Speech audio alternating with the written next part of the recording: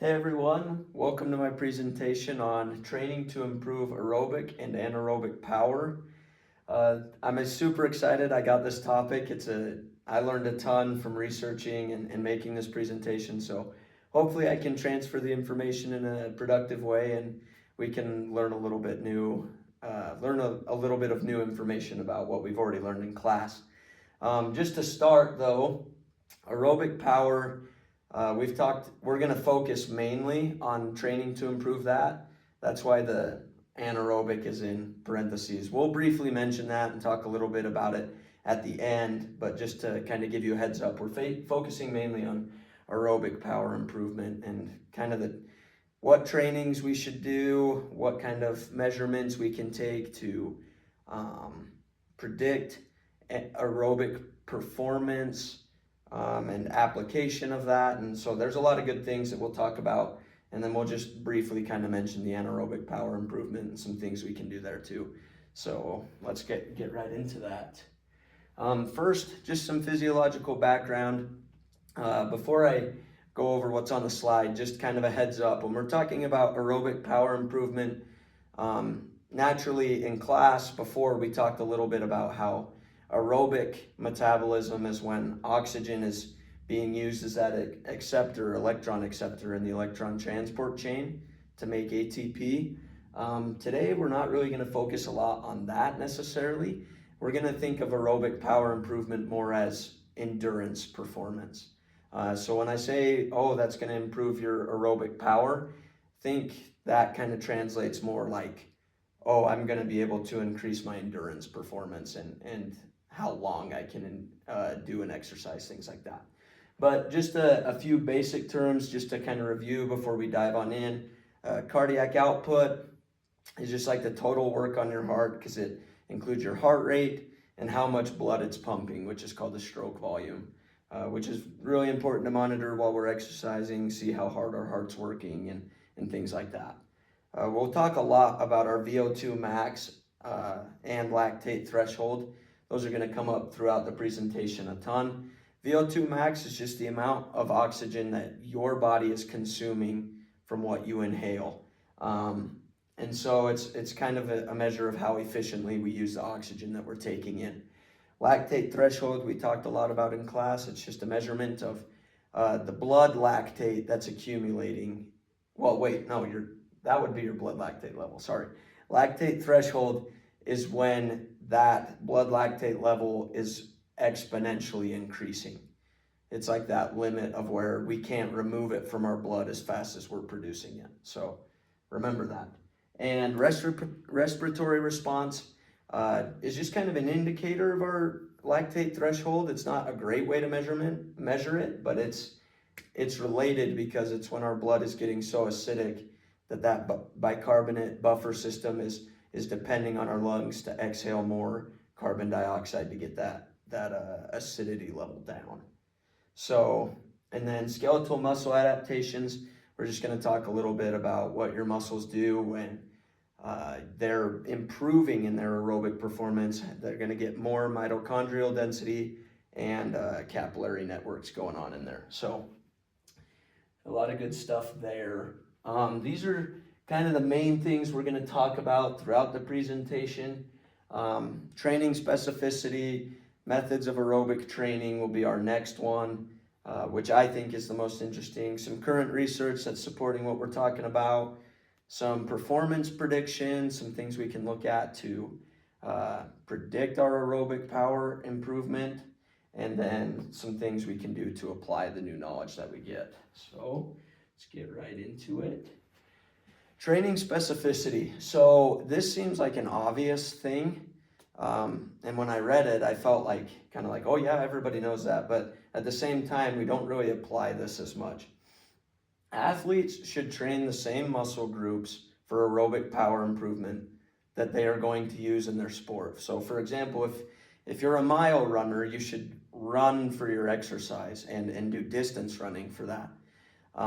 Because it's working that same muscle group that you'd be using in your event. And so there's no sense really spending a ton of time or an emphasis focused on my upper body workouts if I'm training for like a marathon or something like that. That just doesn't make sense.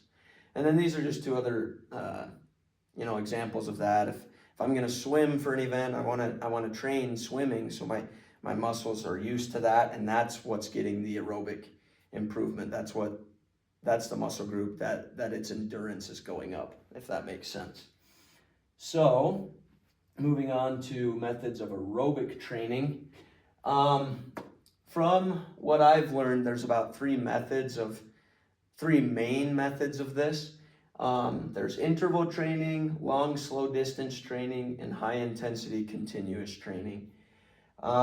Interval training is talked about a lot, and we're going to talk about that even more after, but it's just the alternation between a brief, high intense workout and rest, a short rest as well. So a lot of exertion for just a while, and then stop and rest for a while, and then just do that repetitively over and over.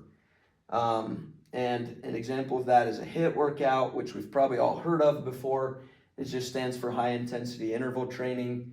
And that's near our VO2 max, probably about 95% of our VO2 max. SIT training was something new for me. It's sprint interval training. And when it says supramaximal intensity, that means we're exerting ourselves past the limit. Like we are at full exertion, which I thought was interesting that would help with our endurance performance, but it does, and we'll get a little bit into that. Long, slow distance training, self-explanatory, just kind of how the name says. Long, slow exercise. Like there's not a lot to explain there. A 60-minute walk, just a light jog for a really long time. So, and then high intensity continuous is kind of like SIT training. The only difference is it's a little bit more prolonged. So about 8 to 20 minutes of high resistance cycling would be a good example of this, something that really pushes your body to 80 to 100% of your VO2 max and keeps you at that intensity for a prolonged amount of time. But with all of these training methods, there are some that are better than others, and we'll get a little bit into that as well. But it's important to know that all of these combined and used as a variety will improve our aerobic power as time goes on. So it's important to know that all of these have something that they contribute, and we shouldn't just do one, let's say I do HIIT only, I would be missing out on benefits, whereas if I did it like 3 times a week and this once and that once.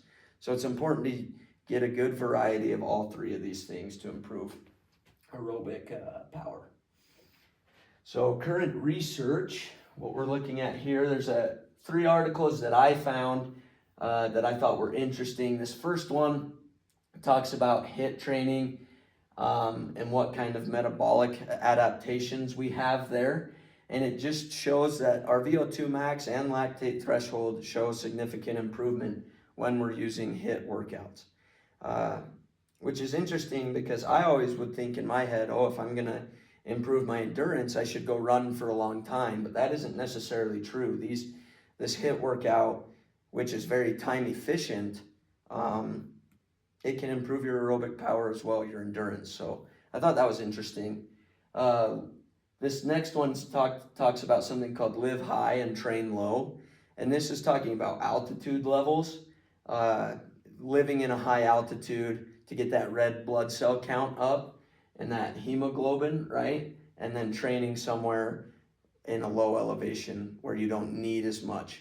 And so you have more oxygen being delivered in your body with less demand. So, and it talks about that, and it said really there's some improvements, but there still needs to be more research made because it doesn't know how significant that improvement was. So, and then this third one, it talked a little bit similar to this. It just talks about the low volume sprint interval training versus a traditional endurance training workout.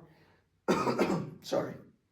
And it says there's a lot of similarities between the metabolic improvements that your body makes between both of those.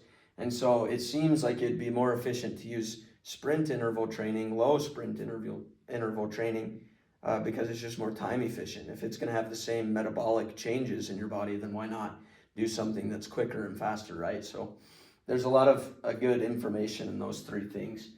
But we're going to just talk about the lab measurables that we can take to kind of predict performance and to kind of help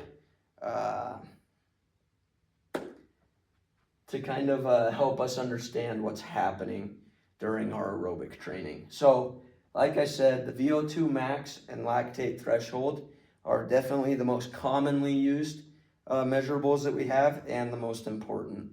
So our VO2 max can predict our performance versus somebody else's VO2 max. So obviously, like if me and brother Kimple are going to go on a race, obviously my VO2 max is a lot higher than his. We can predict that when we go on this run or go into a race, an endurance race, I'm going to beat him because my VO2 max is higher. But this is also interesting because before you start a workout or a training program, right, you could take your VO2 max to kind of get a baseline. And this is something that you can check regularly to see if it's improving. And if it's not over a span of a month or a few weeks, right, then it's probably like we need to change up our training routine. Lactate threshold, it's basically the same thing. And this, it's nice because it can just be taken with a little prick of your finger and see what the lactate level is in your blood throughout your exercise. And you can kind of track that improvement as well over time. But these other two measurables that I hadn't heard of, which I thought are really cool, are critical power and exercise economy. Critical power, I think, is something that's vital to knowing your endurance capabilities, your aerobic power, because it's the highest intensity that you can maintain for an extended period of time without getting fatigued or getting tired, which is purely just aerobic power. So I think this is a really good measurement. I think we should use it more because it's like the definition of aerobic power. But it is difficult to measure because it's almost something like objective, like it's subjective almost, because you can say, oh, I'm not tired. But this, so critical power is really important, but it also is kind of hard to measure because, like, how do you say, oh, he's not getting tired, but or I say I'm not getting tired, but my performance is going down. Obviously, I'm fatigued. So it's kind of harder to find that way, but I think it's really important. And then exercise economy is just really your efficiency at doing exercise that isn't maximal intensity for yourself. And I think that's also kind of a cool term, exercise economy, just the efficiency of your body doing aerobic exercise at something that isn't the highest intensity you can take. This graph is just a little bit for the slide before. It just shows how much improvement in VO2 max that we're getting. So obviously the highest peak this way is showing the most improvement in our VO2 max. And this is showing like the intensity of VO2 max. And so you can kind of see here at about, 70% VO2 max and up to about high 90s of our VO2 max. That's where we get the most VO2 max improvement. And then after we get up here into the supra maximal intensities, we start kind of having a drop off there in the improvement. I think that graph is a good representation of what we saw before, because long, slow distance will probably be in this region about 60%, and just for an extended period of time, which still gives us improvement. But when we're doing HIIT workouts or sit workouts, sitting up here at about 90%, we're getting the most VO2 max improvement. So I think that's just a really good graph. And these things right here, there are predictors. So we can, by looking at that, we see, oh, our VO2 max is improving. Our aerobic power is improving as well. And so I think that's just a really cool thing that we can take these measurements and kind of know, what to expect if these things are improving. So cool slide. And then just to apply our new knowledge of aerobic power improvement. We know from all the research so far that interval training is the most effective at improving both the VO2 max and the lactate threshold, which means it is definitely it's the most effective at improving our aerobic power in general. But we also know that a variety of workouts is beneficial to increase all of these things as well. If you just stick to HIIT workouts all the time, there's only so much improvement you can see from that. But if you are consistently doing a variety of workouts that are going to improve our VO2 max, we'll consistently keep improving as well. But some application of that is, if I'm an athlete and I know that that's going to increase my VO2 max the most and lactate threshold, I'm gonna use HIIT workouts. So if I'm a biker and I know that a HIIT workout is most beneficial for my endurance improvement, I am going to do more HIIT workouts, more sit workouts, versus doing something that takes, maybe a low resistance 2-hour bike ride, which can be beneficial in moderation, right? But HIIT is going to help me improve my endurance in a race, something like that. And we can say the same thing for recreational exercise. It's just time efficient. So is the sprint interval training. It's just more time efficient. So if you don't want to be in the gym for 2-3 hours lifting weights, then you go do some HIIT workout for 20 minutes, like this graph shows here. And you get up to this intensity, you get to your 90% of your VO2 max, and you stay there for a minute or two, maybe 3, and then you rest for a minute or 2, and then you go right back up to that. And just another application, this has been shown to help those that are in the diabetic population, shows that they have shown an increase in insulin sensitivity, and that they have seen improvements in their cardiovascular health in the obese population. So by applying this, I know I want to put HIIT and sit workouts more commonplace in my workouts, because they're time efficient, and if I want my aerobic power to improve, that's the things that I should put the most emphasis on and build other things around that to keep that variety there. But like I promised, we'll talk a little bit about anaerobic power improvements. And these are more explosive and short-term workouts, because it's not endurance, right? It's more intense, and it's shorter duration. So when we're doing anaerobic exercise, we're activating the ATP-PC system, or something we call phosphagen as well, and the glycolytic system.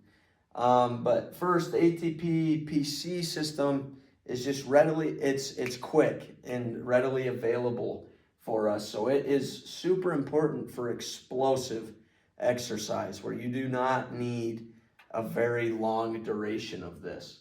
And an example it had was like a 5 to 10 second sprint with all out effort, and then half a minute to a minute rest.